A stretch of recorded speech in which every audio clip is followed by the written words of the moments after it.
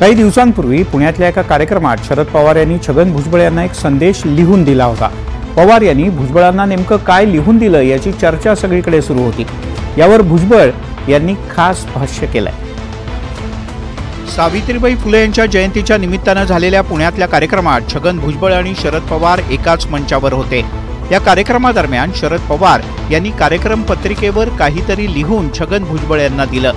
भुजबळ यांनी सुद्धा ते वाचलं, मात्र शरद पवार यांनी भुजबळांना नेमकं लिहून दिलं तरी काय आणि पवार यांनी भुजबळांना कोणता संदेश दिला याची चर्चा सुरू झाली।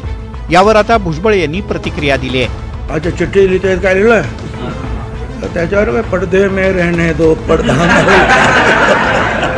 नाराज भुजबळ यांची भेट घेऊन त्यांची नाराजी दूर करू या राष्ट्रवादीच्या नेत्यांच्या वक्तव्यावरही भुजबळ स्पष्टपणे बोलले।